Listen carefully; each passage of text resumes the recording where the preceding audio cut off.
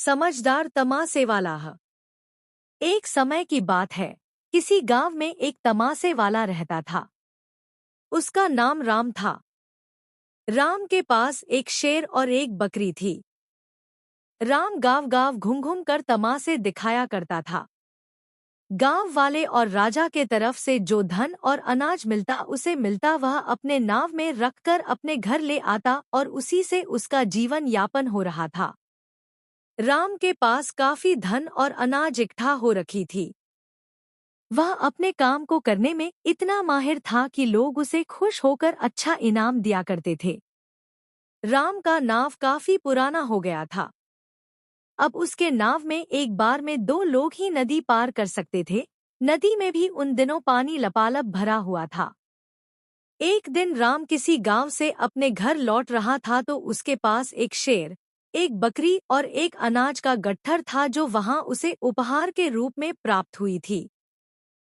राम नदी किनारे पानी का धार देखकर सोचने लगा, एक बार में 2 ही लोग पार कर सकते हैं, वरना नाव डूब जाएगी। यह सोचने लगा कि अब क्या करूं?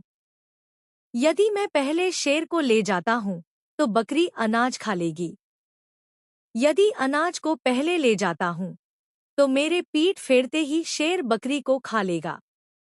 हाँ, बकरी को ले जाना ठीक होगा। इसे दूसरे किनारे छोड़कर फिर शेर को ले जाऊंगा। फिर शेर को वहां छोड़कर अरे रे रे, फिर तो वहां भी शेर बकरी को खा लेगा। राम ने फिर कुछ सोचा और शेर को दूसरे किनारे छोड़ने के बाद वापस आते समय बकरी को अपने साथ ले आया।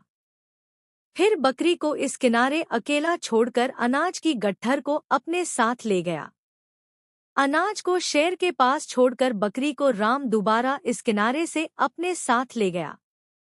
इस प्रकार वह अपनी समझदारी से बिना किसी नुकसान के नदी पार कर ली और खुशी खुशी अपने घर चल दिया। इस कहानी से हमें यह शिक्षा मिलती है कि हम सोच समझकर यदि कोई काम करते हैं तो हमें नुकसान नहीं होता, इसलिए किसी काम को करने से पहले थोड़ा सोच विचार कर लेना चाहिए।